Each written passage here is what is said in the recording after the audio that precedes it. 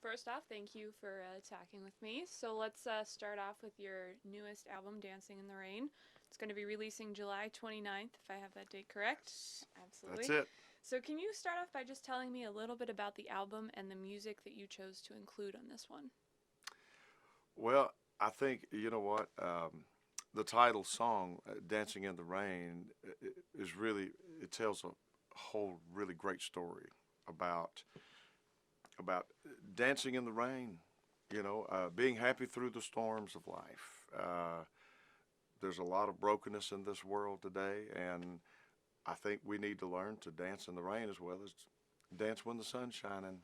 And we need to be happy through all things.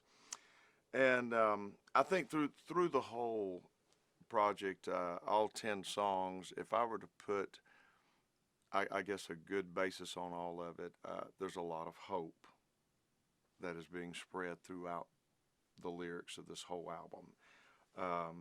And that's what I love to do is I love to share hope with folks because there's a lot of hurting people out there. There's a lot of people that feel unloved and they just need somebody to reach out and put their arms around them and say, "Hey, you're going to make it through this." And that's one of the reasons why um, I sing these songs and I sing the type of songs that I do because I want Christian people to be encouraged because I think all of us need encouragement throughout our journey. Absolutely. So you mentioned that concept of hope. Is that something when you started thinking about this album and starting to put together the songs and formulate this, is that like the one theme that you kind of wanted listeners to leave with? Or was there something else that you started with and it kind of progressed into the hope? That's really a very interesting question because there's a lot of times people will come up with a theme for a project and then they'll try to write songs toward that direction or collect the songs accordingly. Um, and what I always do, it seems like all of my projects, they take on a theme of their own. And it's not a me thing. It's a God thing because every project that I have ever done, you can listen to all the songs on that CD, and you'll come out with what this CD was about. And so normally I always leave that open. I just try to find the great songs, the ones that God wants me to record, and the ones I feel like I'll be able to communicate to everyone. And so this one did turn out to be a very encouraging, uh, giving hope type project. And Dancing with the Rain, Lord, there's got to be some joy in that. Absolutely. So can you point out to me which song on this new album is the most personal to you and give a little bit of the reason behind that? Well, I would have to go to the song. Well, there's actually two or three that all my songs are personal to me, if that makes any sense at all. Because I've got this sort of way that I listen to a song and I see how if I can apply this song to me. Because 9 times out of 10, if I can identify with the song, with that message, then I'm going to communicate it a certain way.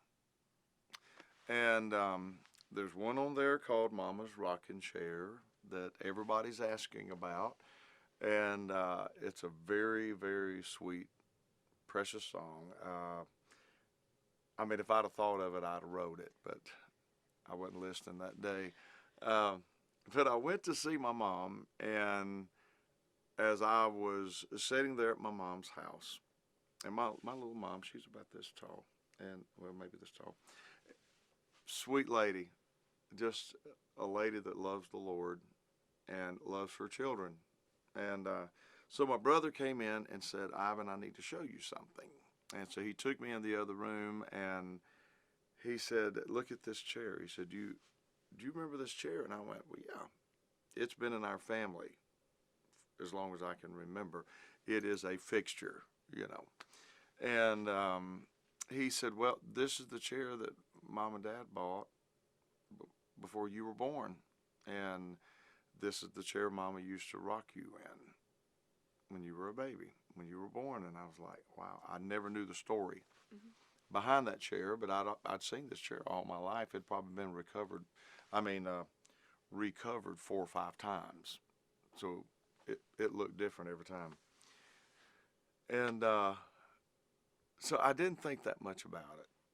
And then 2 weeks later, as Gary Jones and I were getting the songs together for this CD, Aaron Wilburn sent me a song that he had written, had no earthly idea what had just happened to me at Mom's, and he sent me a song called Mama's Rocking Chair.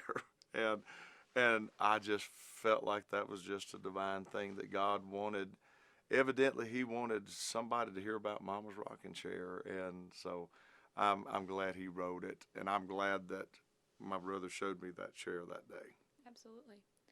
Is there also a song on this album that you can kind of point out as maybe the hardest for you to record or choose to be in the set of songs?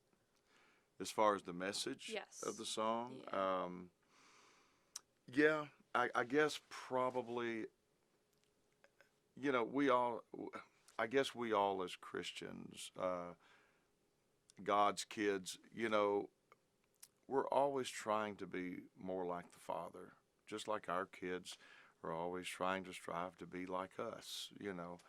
Um, and there is a song on here that's called uh, "A Little Less of Me and More Like You."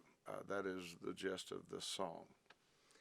And when I first heard it, it really just, it pierced my heart, because this is something that we all strive to do, is we become less and he becomes exalted.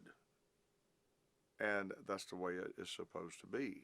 And so I think that is a daily job on all of our parts, is to realize that all the awards, all the accolades, it's really not about us. God blesses us with them, and I'm thankful for them, and I wouldn't give a one of them back unless God said to. So I'm very proud of the awards that God brought my way. But bottom line is, I realize this is not about me. It's all about Him, and it's all about becoming less of me, using my gifts, my talent for Him. So it's exalting Him at the same time. So as long as we can do this, I think God will honor it and God will bless it, because you're just giving Him all the glory for it. Absolutely. Now, you mentioned a little bit earlier that you just recently celebrated your 34th year, I believe. That was what you said? Full-time ministry. Right. So, what can you point out in this album that kind of shows both your spiritual and your musical growth from, 34 years ago to now? This is a hard question. You've been reading again, Oh wow, there are man, thinking back over these songs, there are so many that I just love off of this. And my style has really not varied really that much from the very beginning. I've added maybe a little edgier progressive on a few things musically, Mm-hmm. uh, but everything has stayed very consistent in my 34 years. Uh, I think more of the music side of it's changed than anything else. Um, but there's a song on here called "This Is What Love Does," and just the way this whole thing is written. The first verse, it talks about a mother as she's in the hospital with this child that is in trouble health wise, and the doctor said, we've done all we can do. And then all of a sudden you get this warm mushy feeling, because then love ushers in, and you see this love from this mother for this child, and she's saying, Lord, let me be the one. It's the love of that mother that just absolutely drives this message home. And then the second verse, it talks about the love that took place on the cross so many years ago. This is what love does. It gives its life for you and for me. And so, wow, I mean, that's just an incredible message right there. And so, really, styling wise, not too much has changed. My approach to a song really has not changed in 34 years very much. The message is still the same, but maybe there is a progressive thing musically that maybe has advanced progressively just to try to stay up with the style that people like. Absolutely. Can you bring me back to the first time or, near the beginning of when you first felt called to Christian music and Southern gospel music? That would really be hard to do. And I say that because I remember at 5 years old sitting down at the piano and trying to pick out harmony parts on a piano because I'd heard them do it at church, you know. and and so, and I remember learning how to sing harmony whenever I was 6, 7, 8 years old.